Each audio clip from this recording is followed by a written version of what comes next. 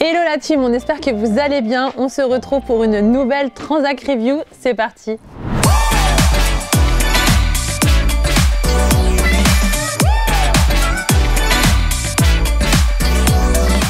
Maxime, le gagnant de notre concours, est lui aussi en plein travaux. Son showroom sera bientôt prêt. Transac Auto Colmar sera un point de vente ultra complet puisque nous aurons un atelier mécanique, de la carrosserie, de la location de véhicules et de la vente. Aucune raison que vous ne passiez pas nous voir à Colmar. Prochaine étape pour Transac Auto Colmar, la pose de notre enseigne. Après avoir lancé avec succès l'agence de Nantes aux côtés d'Emilien, Mawa ouvrira sa propre agence du côté de Rennes. Des femmes qui entreprennent dans l'automobile, on adore. Sullivan a rejoint l'équipe Transac Auto en tant que responsable du développement commercial. Concrètement, son job, c'est de faire en sorte que la qualité de service soit irréprochable dans nos points de vente, c'est d'optimiser la rentabilité de ces derniers et de développer notre business un peu partout en France.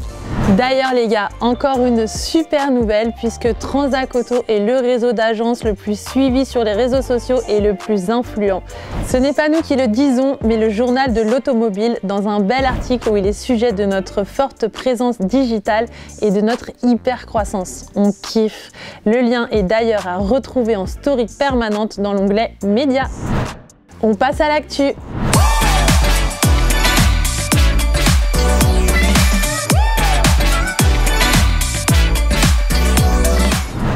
La guerre en Ukraine va avoir un vrai impact sur le marché du neuf. En effet, on estime qu'entre cette année et jusqu'à fin 2023, plus de 5 millions de voitures ne pourront pas être produites. Le scénario le plus pessimiste prévoit même un manque de production allant jusqu'à 8 millions de voitures. En effet, une grande partie des câbles présents dans les voitures viennent d'Ukraine et les constructeurs vont devoir stopper leur ligne de production. Et comme si cela ne suffisait pas, le groupe Volkswagen vient de perdre 282 millions de dollars. Comment? La faute d'un cargo qui transportait pas moins de 4000 voitures du groupe, dont 1100 Porsche et 189 Bentley, qui a pris feu en plein océan. C'est juste incroyable.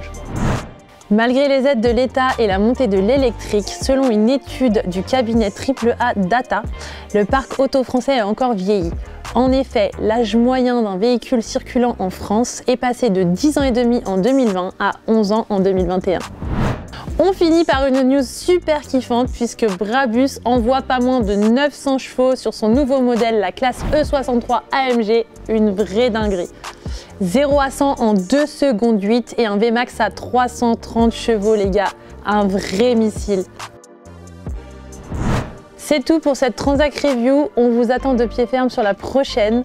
En attendant, on vous souhaite plein de belles choses, n'hésitez pas à nous suivre sur nos réseaux sociaux, à nous partager, on vous envoie une tonne de love.